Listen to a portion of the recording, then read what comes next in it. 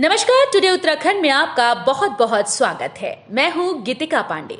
हमारे प्यारे राज्य उत्तराखंड से जुड़ी हुई खबरों को जानने के लिए टुडे उत्तराखंड को सब्सक्राइब करें और उत्तराखंड के किस जिले से ये वीडियो देख रहे हैं कमेंट बॉक्स में हमें जरूर बताएं।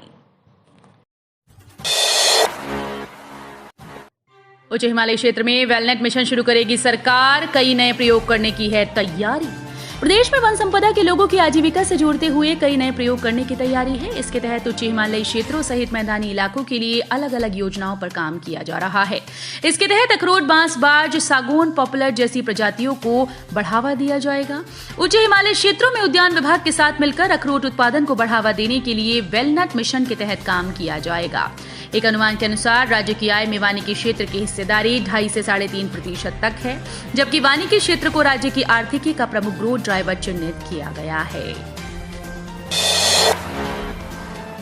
31 अक्टूबर को बंद हो जाएगी फूलों की घाटी। ठंड बढ़ने पर 2 दिन से नहीं पहुंचे पर्यटक। विश्व धरोहर फूलों की घाटी में पिछले 2 दिनों में कोई पर्यटक नहीं पहुंचा। सोमवार को हुई बर्फबारी के कारण यहां कड़ाके की ठंड पड़ रही है, जिससे पर्यटकों ने घाटी का रुख नहीं किया। फूलों की घाटी 31 अक्टूबर को पर्यटकों के लिए बंद कर दी जाएगी। सोमवार को यहां करीब 2 इंच तक बर्फ गिरी।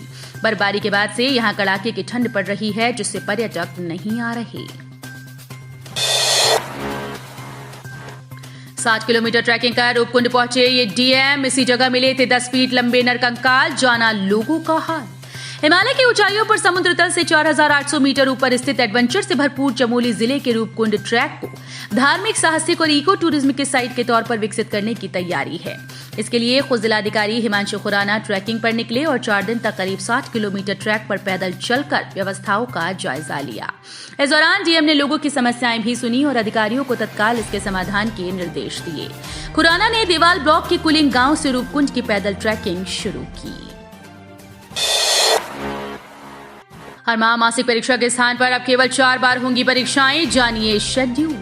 शिक्षा निदेशक सीमा जौनसारी ने इस संबंध में सभी मुख्य शिक्षा अधिकारियों को निर्देश जारी कर दिया। शिक्षा निदेशक ने परीक्षा कार्यक्रम जारी करते हुए कहा कि कक्षा 3 से 5वीं तक के छात्रों की पहली परीक्षा मई माह में मासिक परीक्षा के स्थान पर पहली इकाई परीक्षा होगी।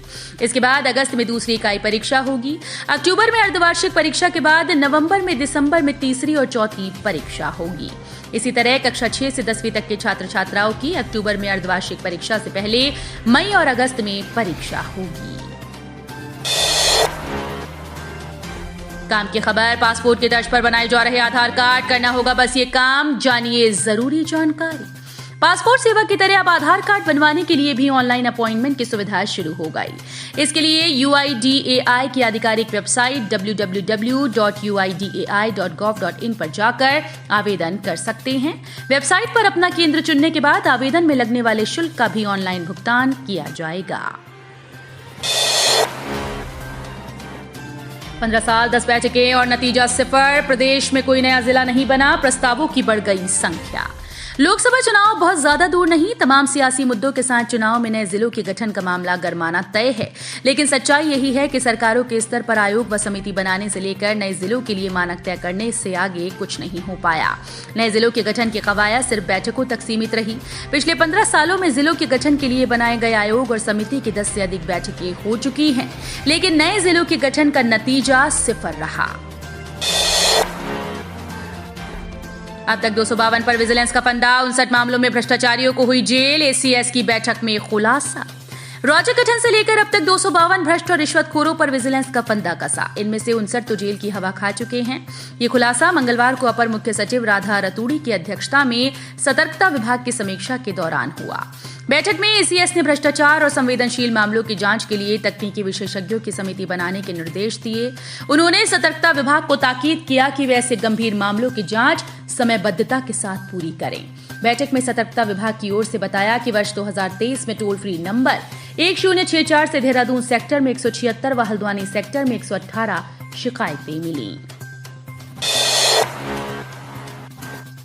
पुरुष और महिला होमगार्ड के पद खाली। 381 पदों पर भर्ती के लिए मांगी अनुमति।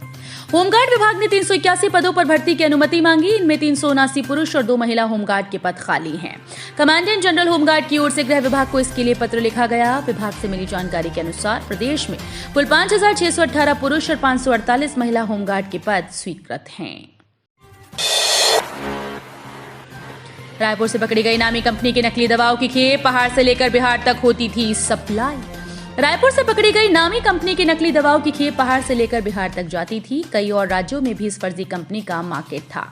पुलिस जीएसटी से इसकी जानकारी जुटा रही है। हालांकि अभी जीएसटी का जवाब आना बाकी है। प्रतिबंधित पॉलीथीन की थैलियों पर पूर्ण रोक लगाए सरकार, उत्तराखंड एचसी का निर्देश। उत्तराखंड उच्च न्यायालय ने प्रदेश में प्रतिबंध के बावजूद प्रयोग लाई जा रही पॉलीथीन की थैलियों के मामले में सख्त रुख अख्तियार करते हुए प्रदेश सरकार को निर्देश दिए कि इस पर पूर्ण रोक लगाएं। अदालत ने कहा कि राज्य की सीमा पर सघन जांच अभियान चलाए। इसकी जिम्मेदारी वाणिज्यिक कर विभाग को सौंपी गई। मुख्य न्यायाधीश विपिन सांघी और न्यायमूर्ति मनोज कुमार तिवारी की युगल पीठ ने अल्मोड़ा निवासी जितेंद्र यादव की ओर से दायर जनहित याचिका पर मंगलवार को सुनवाई करते हुए ये निर्देश दिए। कैबिनेट मंत्री जोशी ने लोक निर्माण विभाग की सड़क निर्माण के संबंध में की समीक्षा बैठक, अधिकारियों को दिए सख्त निर्देश।